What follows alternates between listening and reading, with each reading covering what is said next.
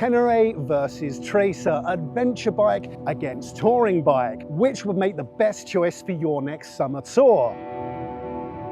To find out, we're about to embark on an epic coast-to-coast adventure across northern England, taking in the highest, the most notorious, and the holiest roads in the country. I'll be riding the Yamaha Tracer 9 GT as I seek out the best paved passes northern England has to offer. And Bill, when he decides to turn up, will be on the Yamaha Tenere 700. Talking to Bill, where is he? He said he'd meet us here about half an hour ago. Do you reckon I should give him a bell? Is that him? And this is why I choose adventure bikes over touring bikes. You see, while James is taking paved roads, I'm going to be exploring some of the UK's best green lanes. I think I've already won this challenge before it's even really began.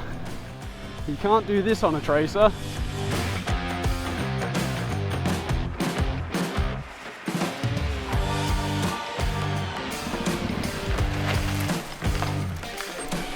Mate, you finally decided to turn up. Well, James, you know, I always want to take the more adventurous route, and that's why I chose the Tenere, because it can take you to those places that a Tracer simply can't go. It was a very cool entrance. I have to admit, kudos to you. It was very, very cool indeed. But as versatile as a Tenere is, how often do you really find yourself riding on a beach? Hey, well, I've done it once today at least, so how many times have you ridden on the beach? But it's not just going to be the beach. You know, I'm going to ride some pretty cool byways along the way. You know, the old coach road in Lake District, England's highest byway, all these places that you're just going to have to watch me go. So, well, we've got a brilliant route planned ahead of us on and off-road over the next couple of days.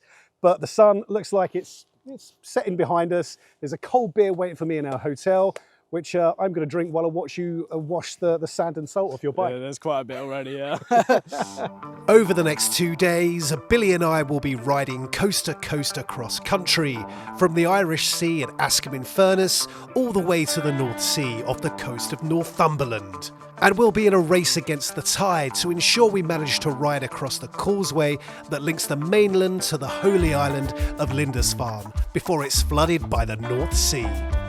Along the way, we'll split up as James rides some of the most exhilarating paved mountain roads in England, while I'll be searching out the best byways and gravel roads to be found in the Lake District, North Pennines and Northumberland National Park.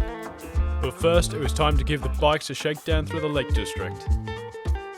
Now, let me get this straight from the start. I love adventure bikes, and I tend to choose them for an awful lot of my tours and journeys. But if you were to ask me which Yamaha I would buy if I was going out tomorrow to make a purchase, I would choose the Tracer 9 GT. And there are a number of reasons for that. Firstly, the inline triple engine is an absolute peach. It's smooth, it's controlled, but it's also a hooligan. When you open it up, so much power.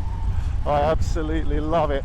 The Tracer 9 GT, this new version for 2025, has enhanced what is already such a capable adventure tourer. And I like the fact I've got the upright seating position and some longer travel suspension that you'd find on an adventure bike, but I've got that 17-inch front wheel. I've got the manoeuvrability of a road-focused tourer. It really is a wonderful package that I'm looking forward to exploring more over the next couple of days. And I like the fact I've got a bit more power than Bill. I've got 117 brake horsepower at 10,000 RPM. I think the bike makes 93 Newton meters of torque around the 7,000 RPM mark. It's just it's shaping up to be a fantastic trip on a cracking machine. Well, when James and I were planning this route and discussing this trip, there was only one bike that I was ever going to choose, and that of course is this Tenere 700. Which is not just one of my favourite adventure bikes, but I think it's probably one of my favourite motorcycles that you can buy right now.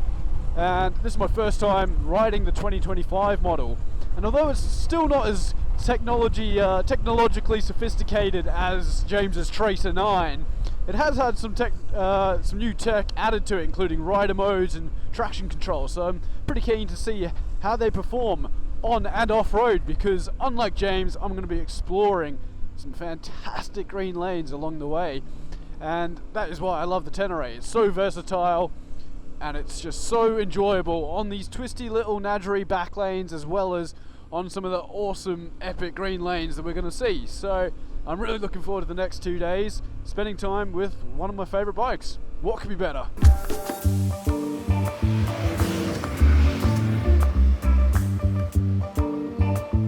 The riding was spectacular from the beginning as we explored the back roads of the Lake District. And we soon found ourselves in Eskdale Valley, just moments away from the start of England's most notorious road, the Hardknott Pass. The reason for its notoriety is the fact that it's one of the steepest roads in England, with gradients of up to 33%. It's also narrow, laced with switchbacks, poorly maintained, and scales one of the UK's most awe-inspiring landscapes, making it one of Britain's most adventurous roads. But here we are, launching on to the Hardknott Pass. It's been a while since I've ridden it. Oh, it feels good to be back here, it really does. And it's a good test of any bike and how it handles. That's it. And you know, it's not the Tenere's forte, but it is very good at this kind of stuff. But it's soaking up these lumps and bumps. Oh, It very kind certainly is. bikers. Well, there we that's very go. polite. Cheers, guys. Thank you. Thanks, folks. I'll tell you what, this Tracer is loving nipping into the tight little turns. 17-inch front wheel, nice power delivery. It's a wonderful bike to be on this road, it really is. I love how easy the Tenere lifts its front wheel going up some of these steep bits. It's just ready to wheelie. They may have added traction control. They may have added traction control, but they haven't added anti-wheelie. That's for sure. And I really hope they don't add anti-wheelie to the Tenere. All right, we're going to stop here before we carry on because we're at the site of an old Roman fort that's rumoured to be haunted.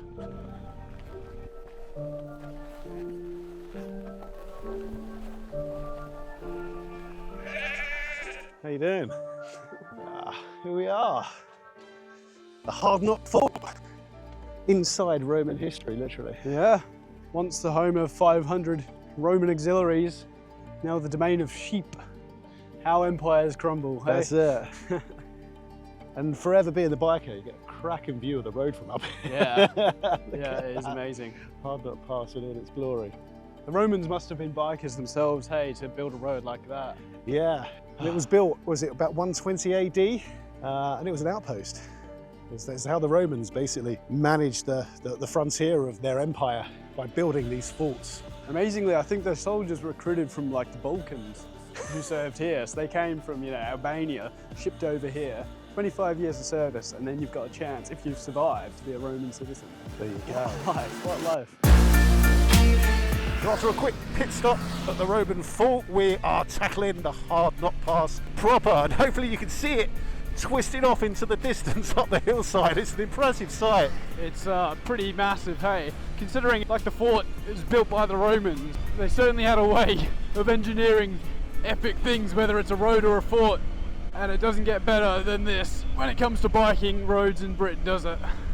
I know the Romans are famed for building their straight roads. I think they probably would have had a bit of trouble building a straight road here. But I'm so glad they didn't try, because it's these tight twists up the steep inclines that make this such a fun little road to ride. Drop down into first for this one. That's it. The Tracer's lapping it up. Yeah, I can notice that the Tenere has traction control now, because it's kind of kicked in a couple times going up these bumpy bits and kind of getting a bit of air. And yeah, it's a nice thing to have.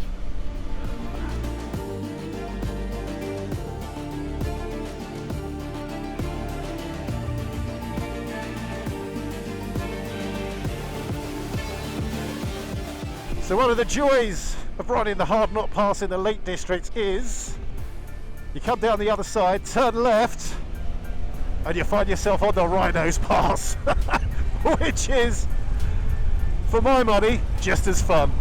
It's a pretty good 1-2 punch, isn't it? It's nice having a bit of a chance to open the throttle just a little bit after doing the Hardknott before jumping back into the Rhinos.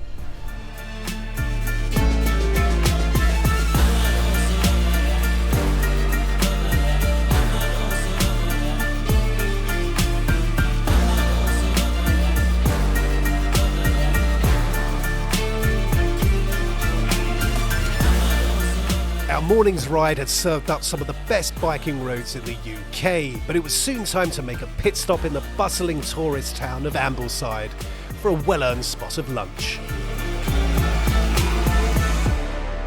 After devouring what I can categorically say is the world's best quiche here at the Freshers Cafe in Ambleside, who'd have thought you could put an all-day breakfast into a quiche? Amazing stuff. It was Unbelievable incredible. scenes. It's time to split. It's time to part ways, Bill. It is, yeah.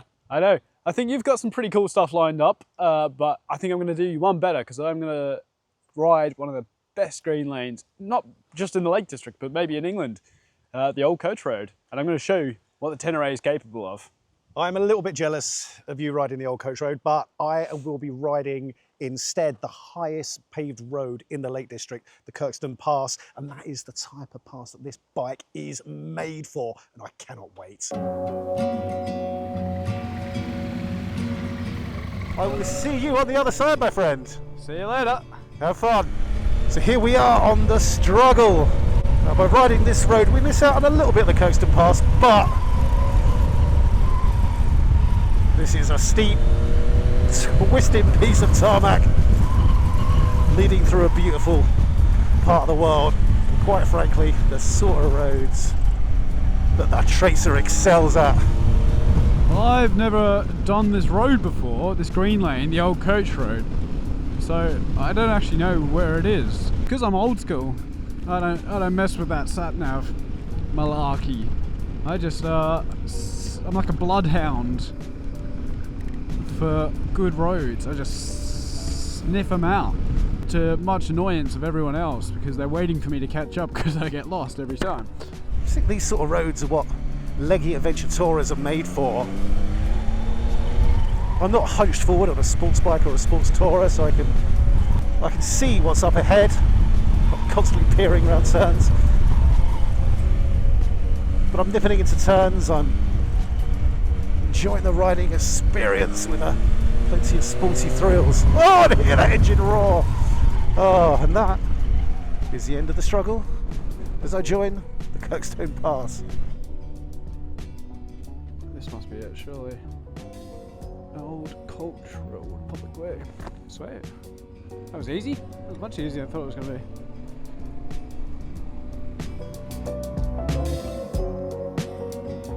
be. Yes, this road and roads like it is why I chose to ride the Tracer 9 GT today. Twisting tarmac, a smooth surface, an inline triple screaming at the twist of the throttle, and an awe-inspiring landscape to enjoy it through. I'm sure Bill is enjoying plodding along the old coach road, but for me, once I get past this BMW, this is what trips like this are all about. Oh, side stand in the poo. Look at that. I'm the only bloody cow pat in the area, and I've put my shoe right in it. This is much harder than I anticipated, James. What are you talking about? Nice and easy. There's so much deep loose rock. You're a maniac. Man's trying to kill me.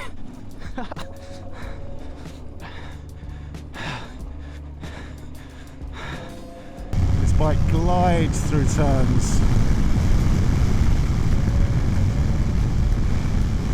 Shift my weight a little. Oh, oh, I do love motorcycling. Yeah, I'm having fun. This is good. As I said before, you have to earn your pleasures, and a little bit of hard work makes the reward so much greater. And this is the reward. Look at this. Oh yeah, that is cool. And this is the highest road in the Lake District, well, the highest paved road anyway. And it is a joy. Okay, I will concede, Billy probably hasn't got a Honda Jazz in front of him right now. Look at the view of that. Amazing. Through the deep end. As I'm quite clearly demonstrating, you don't have to be a Dakar rider to enjoy some of this. You just give it a red hot crack with a bloody good bike like this. That's all you need. It's nice to have some decent rubber on the bike as well, like this here. Trail Max Raids from Dunlop. Use them quite a lot. They're good tyres. Good at being off-road and providing plenty of traction, but also very good on-road.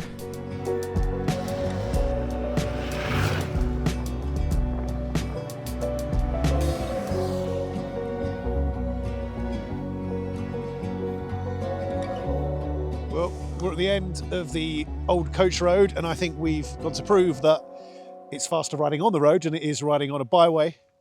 But we're expecting Bill any moment, and I'm expecting him to tell me how much better his route was than mine. But well, he would be wrong, and here he is. Here he is.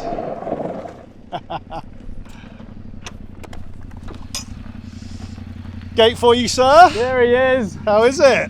mate.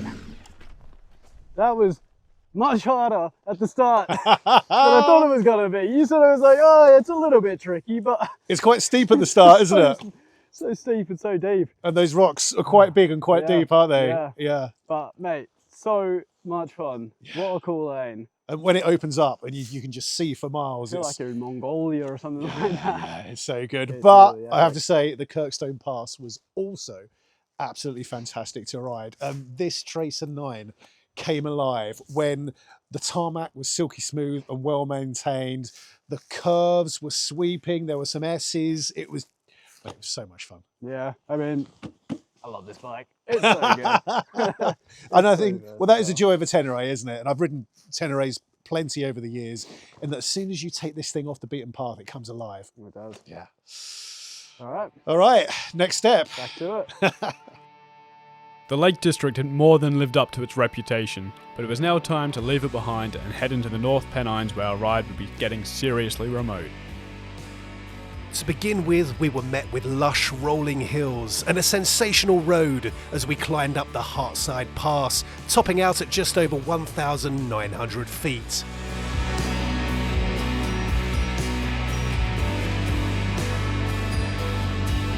It was an incredible ride, no matter what bike we were on, and it was made all the better because we got to share it with a mate.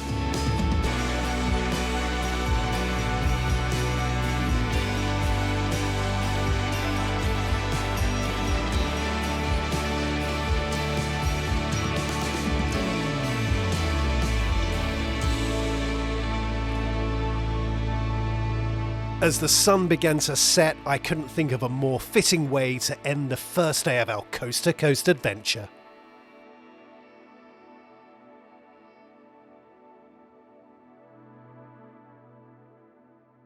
Welcome to day 2 of our coast-to-coast adventure across the width of England on the Yamaha Tracer and Tenere 700. And today, we're in a race against the tide. That's right. Today we're trying to make it to Holy Island in the northeast corner of England. And there's a long causeway which gets cut off by the tide.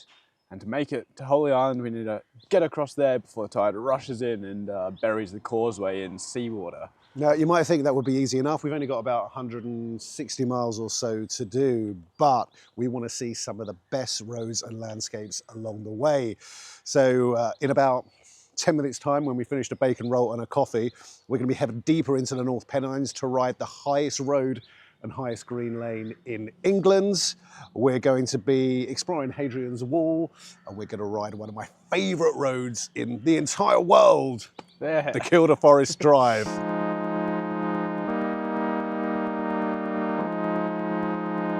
Cloud hung low in the air, creating an eerie atmosphere as we rode along Kilhope Cross, a 5-mile stretch of exposed tarmac that would take us to the first stop of the day, where Billy and I would be splitting up once again. James, I'm afraid I'm going to have to leave you once again, because we've arrived at the Greenhill Causeway, England's highest road, I believe. This is the roof of England, and yeah, you're not going to be able to experience it.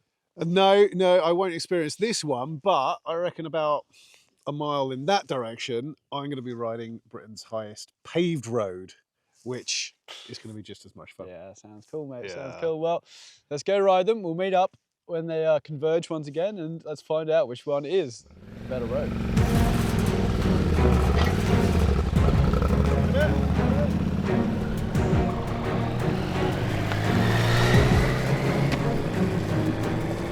This is a new one for me. Another new one. I know nothing about this other than it's supposed to be the highest road in England. So it seems like the perfect opportunity to take the Tenere for a spin.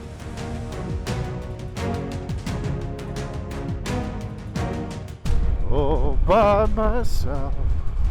But I don't mind being alone because just down the road I'm going to be riding Harthope Moss, the highest paved road in England.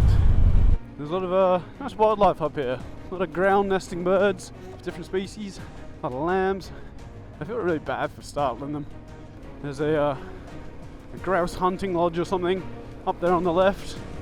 Now the point of this video, as well as showing you a fantastic route to ride that you can follow yourselves across country, is also to showcase what these bikes can do and provide a bit of an insight into what you can expect to experience if you buy one of these bikes. And it really is roads like this where the Tracer comes alive. Oh, let's just slow down a second to admire that view. Oh, wow. Look at that. Oh, mate. Clouds rolling past. Oh, man. So cool. This is prime adventure biking territory. This is the best kind of adventure biking road. Huge landscapes. It's an amazing road. You know, you're not slogging it through mud or some really awful snotty lane. And yeah, exploring the world on two wheels. I mean, this is what it's all about. It does not get any better. I love this stuff, man. It's so much fun. And I love doing it on the Tenere. Harthope Moss, I'm on top of England. Right, Bill might be a little bit higher than me, but not a lot. It's like, it feels a little bit like taking your dog to the park and letting it off the leash. The Tracer's tail's wagging, it's galloping around. A little bit gnarly down here. The sandy bit, my nemesis. Sun's come out, clouds are parting. You can see the road, the tarmac down there. I think I've definitely chosen the better route here. No matter how cool and twisty that paved road might be, this is just what adventure biking is all about. I'm on top of the world! At least on top of the North Pennines.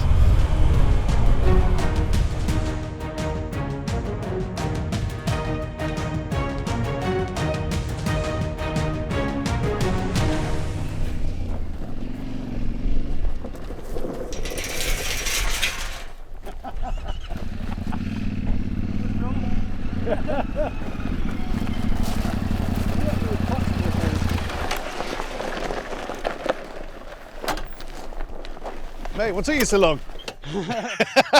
I went and did it about 3 other times while I was waiting for you. I went back and up. Was it fun? It was very cool. Yeah? It's a bit like, you know, those military roads through the Dolomites or whatever. Just kind of plowing over the mountain. Just really cool road. Really awesome. Nice. Nothing else around. Good Except views? Yeah, man. Just loads of ground nesting birds flying around. Yeah? Lovely stuff. Did the bike stay upright? Yeah. Nice 100%. one. It just ate it up. It loves this stuff. It's made for it. It's perfect. Mate, I have to admit, I've said in the GoPro while we were riding that I was a little bit jealous of you, but Harthope Moss, highest paved road in Britain, was just lovely as well. Yeah. Mate, the views were just stunning. Silky tarmac. The Tracer ate it up. I think I can see you a little dot kind of down below me somewhere. Oh, do you know what? I was looking to the right, thinking Bill's probably over there. His road's higher, but I'm taller. So we're probably all right. Mate, 2 cracking roads. Can't go wrong. Just goes to show you whether you ride on-road, off-road, tourer, adventure bike, whatever you've got. that exploring the world on two wheels is just cracking. Good stuff.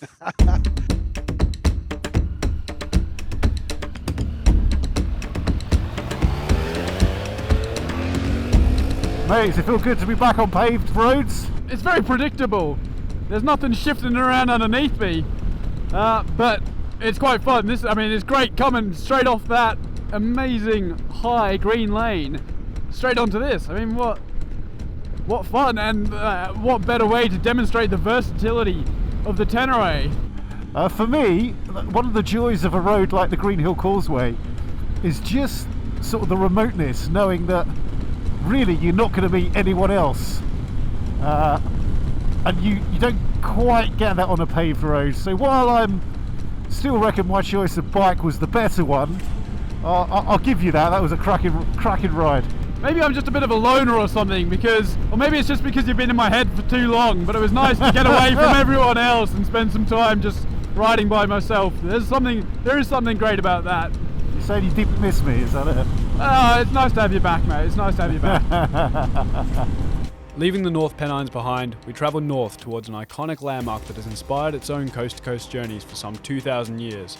Hadrian's Wall, if we can find it. So Bill, we are, I think, currently tracing the path of Hadrian's Wall. Yeah, it's only a few meters to our left, I believe. Somewhere in there, nestled in there. To our left. Yeah. You can ride the main road, which is down to our right, but you know, it's long straight and looks a bit boring. So we're going exploring. I'm going to get as far as I can on my my road focused Tracer, but I might have to leave you at some point. Yeah, I think this tarmac runs out, doesn't it? Yeah, but we're going to take a look anyway. This is that's a lovely little road. Look at that bucolic scene. Very cool, yeah. Sheep rolling hills. Yeah. Just need to see a Teletubby now. Oh, up on the left there, like right up on the left. Yeah, that's Hadrian's. 100%. There we go. Hadrian's Wall. A Roman emperor, was he? A Roman emperor, wasn't he? The edge of the empire, the frontier. Got the big bastards, isn't they? Here we go, unsuitable for motor vehicles. It's always a good sign. Alright, Bill, the tarmac is now run out. I think I've come too far to turn around. Yeah, just keep going ahead.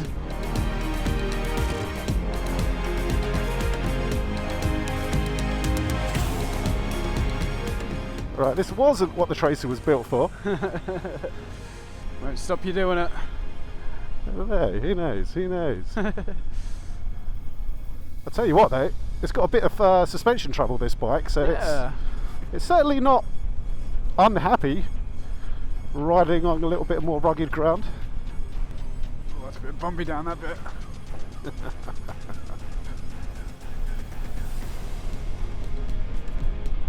Well, there you go. The joy of the adventure tourer. There's a little bit of inbuilt versatility there. It would have been great to stop and explore some of Hadrian's Wall on foot, but we still had plenty of miles to cover as we chased the tide across England. And despite keeping one eye on the time, we weren't taking the direct route, but instead diverted through an area of outstanding natural beauty that's home to an absolute gem of a gravel road that's ideal for adventurous bikers. Oh mate, so we're in the Kielder Forest, which is such a stunning part of England, isn't it? It is immense, isn't it? It just stretches on. You get enclosed in the forest, and then you peek out, and it just extends as far as the eye can see, doesn't it? I've been sort of catching glimpses of the river and sands and through the trees, and it reminds me of being in Canada, out west. Perhaps you haven't got the snow-capped peaks, but you've got the coniferous forest. It's a beautiful spot.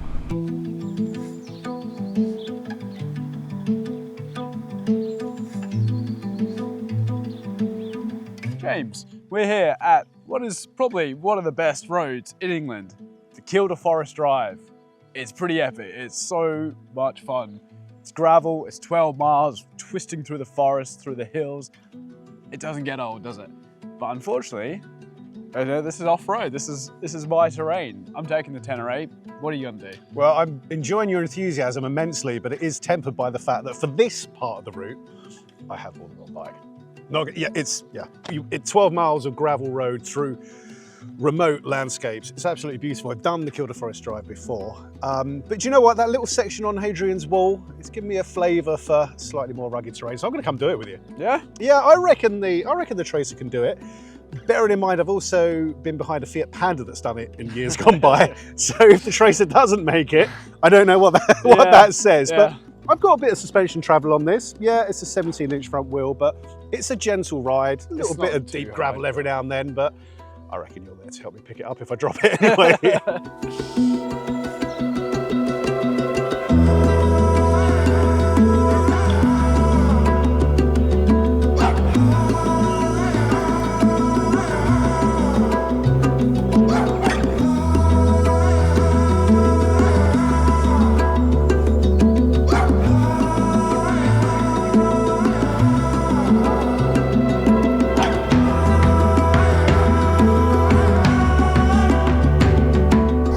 How's it feel to be back on the Kielder Forest Road after so long? Mate, it never gets old. It's such a great piece of, well, gravel. I was going to say tarmac, but it's gravel, isn't it? It's so much fun. I guess it's a good time to talk about how these bikes stack up when you're riding on off-road and what really defines an off-road bike. Well, that's it. We've talked a lot about it, haven't we? How the Tracer 9 is more road focused and how the Tenere is more off-road focused. So Icon, let us know what it is about the Tenere that makes it better for covering rugged terrain. Not that, to be honest with you, this is particularly rugged. Well, it's quite a soft gravel road, but tell us anyway. It's tame. I mean, it's a combination of factors, really, isn't it? It's the ground clearance, it's the suspension travel, it's the skinny front tyre, the 21-inch front wheel. All these things add up. The weight distribution, they all add up to make a bike that's more. I always look at it like this: it handles itself better off-road. And what I mean by that is you can kind of, if you just relax your arms, you're standing up, the weight is flowing through your legs, the bike basically almost steers itself most of the time. And that's what an off-road bike or an off-road focused bike is all about. Whereas on something that's more on-road focused, of course you can still ride it off-road. It's when it gets a bit squirrely, then you really feel that you don't have all those specific design functions. Yeah, that's it, mate. I totally agree. You know, cruising along here now, you know, this bike's perfectly happy. But you know, when we've hit a slightly deeper patch of gravel or something like that, you know, I have noticed the fact that I've got a smaller 17-inch front wheel, a fatter tyre than you'd find on an adventure bike. You've got a 21-inch front tyre on that bike, and it just, yeah, it's kind of harder to correct. But again, please, you know, we're not doing any hardcore byway riding here. This is pretty tame, but it just goes to show the versatility of an adventure tourer like the Tenere, like the Tracer. That it's you know, it's not designed to tackle rough stuff, but it's perfectly happy cruising along a gravel road. My hometown in Australia is very much situated in the middle of a forestry plantation just like this, and gravel roads are the norm, and they're all access roads for the public. It's all free to use.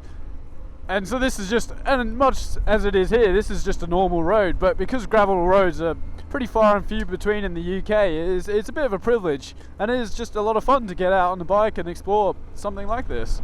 I was thinking earlier that any like American, Canadian or Aussie watchers must be thinking, what the hell are they making all this fuss about? It just looks like the road I used to take to school. You know, Yeah. But it's just such a rare thing in the UK to be able to ride a gravel road like this, and it's, you know, it's why we've travelled across the country to do it and made sure we've included it in this route. We stopped here on the Kielder Forest Drive, admiring a magnificent view, but it's the perfect opportunity to take a closer look at some of the kit provided to us by one of this video's sponsors, R&G. Well, down the bottom here, protecting some pretty vital stuff. Got some fork protectors, which just keep it off the ground if it tips over. And likewise, On the other side, we've got like frame protectors, bodywork protectors, just general crash protection, which again, elevate it from the ground and protect that pretty expensive bodywork. I've also got a radiator guard back there. There's always stones flying. Great for today on this gravel road. So yep, extra heavy duty radiator guard in there. And then finally, we've got some bar end protectors, which again just protect the hand guards and the bars themselves. And then last but not least, there's the big old chunky side stand extender, which is such a game changer for when you're stopping in soft soil and mud and all that kind of stuff. Just helps the bike not tip over when you're coming to a standstill. And it's safe to say you've had one or two offs over the last couple of days. And these crash protectors in particular have proved worth their weight in gold, haven't they? Because you've been over twice now, and I can't see a single scratch on this bodywork. There isn't. Which brings me to my Yamaha Tracer 9 GT, which has also been kitted out with some protection, most notably my engine casing covers and my crash protector here. And if you get a close-up shot of the crash protector, you can see that it's got a few scuffs on it because there was a little bit of a mishap before we left on this trip, and unfortunately the Tracer tipped over when it was at a standstill. But again, there are no marks on the bodywork at all. The luggage didn't fare quite so well, but for something that looks so small and so discreet on a bike, it saves some cash. Yeah, worth its weight in gold, eh? So, what's next? Well, James, it's the final stretch after we emerge from the Kielder Forest, isn't it?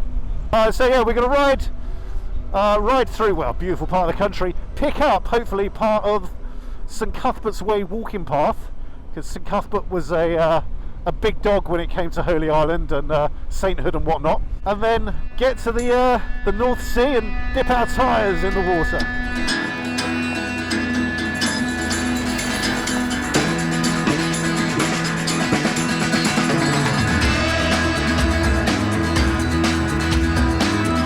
And now we've crossed into Scotland. We have. Yeah, it feels like we're almost going the wrong way because we should be in England, but this is the route. Oh, look at that below. Yeah. Well, that was quite a nice introduction to Scotland. Very nice.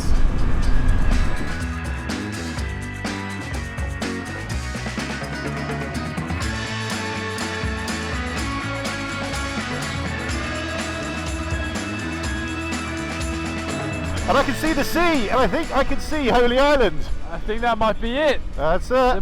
Look at Causeway that. must be stretching out just in front of us. Mate, this is awesome. After so many miles, we have almost crossed the entire width of England. Here we go.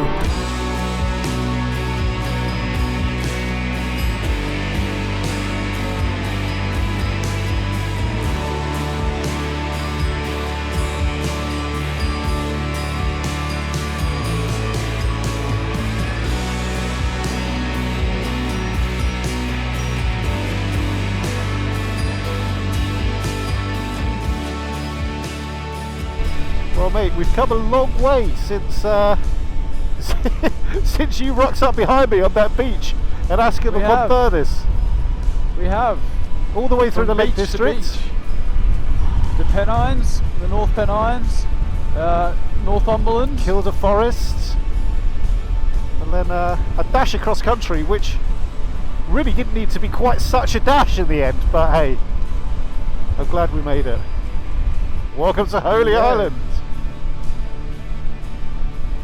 Check our village. Oh, well, it looks pretty cool. Yeah, it's cool. Here we are, stood in the sea for all intents and purposes. That's right. We made it to Holy Island. We rode up to the monastery. Unfortunately, you're not allowed to park up there. So we've come back here because what better place to end the journey than in the North Sea? Well, mate, you rode on the sand and dipped your tyres into the Irish Sea, and now, well, you're not really meant to do the same, but I'm sure you can roll a tyre onto the sand a few inches, splash some water on it. And we wanted to say something about the tyres we've been using on this coast-to-coast route across England. On the Tracer 9 GT, I have been using Dunlop's Mutant tyres, and they perform pretty damn well throughout. Bill? I've got my Dunlop Trail Max Raids, and them fitted to a bike like the Tenere, you can basically go anywhere you want. It always looks a bit strange when you see a Tenere with purely rolled focus tyres on it, doesn't it? Yeah. Yeah. How'd you find them on the green lanes? Mate, they're so good. There's traction everywhere, plenty of grip, but what impresses me the most about Trailmax Raids is they are very good off-road, but you compromise almost no on-road handling for a knobbly tyre. Yeah, you were just about keeping up with me. And on the Mutants, on the Tracer, yeah, you know, they didn't really take much time to warm up in the mornings, and we were carving through plenty of, couldn't possibly count the number of curves we were riding through today. Plenty of grip, plenty of stability, and very confidence inspiring. Before we sign off, we need to answer the question that I posed at the very start of this video, which was Tenere versus Tracer, adventure bike against touring bike, which would be the best choice for your next summer tour? And Bill, the answer is clearly the Tracer. Well, I think we've proved that categorically wrong. I've had a much better time riding the Tenere across the top of England. I do admit I was a little bit jealous of you, particularly on the Greenhill Causeway, because that isn't a ride I've done before. But this Tracer has proved to be an incredible companion crossing the country. And clearly, if you've got off-roading aspirations, then you're going to go for the adventure bike. But let's not forget that probably the vast majority of adventure bikes sold in the UK spend 99% of their time, perhaps 100% time on the tarmac. And that is where an adventure tourer like the Tracer 9 excels. That's right. I mean, even on this route, I kind of went out my way to do some off-roading, and that was still 5%, 10% of the route. And the Tenere is fantastic because it is such a versatile bike. But I will admit, you look like you're having a bit more fun on the road, particularly on some of those twistier, sweeping bends. And yeah, it really depends on what kind of riding you're going to be doing, isn't it? And that is key, because it's really important to think about the type of riding you're going to be doing before you actually hand over your cash and buy a bike that you could be living with for 5, 10 years potentially. So there you have a categoric conclusion. If I'm buying a Yamaha, I'm still going for the Tracer 9 GT. And I will always fork out my money for the Tenere 700. So while we are not recommending a single bike, hopefully what we've discussed and discovered over the course of this video will help inform your choice so you can tailor it to your riding and your next adventures. Well, that's all for us. Thanks for watching. See you next time. And please do subscribe to the channel.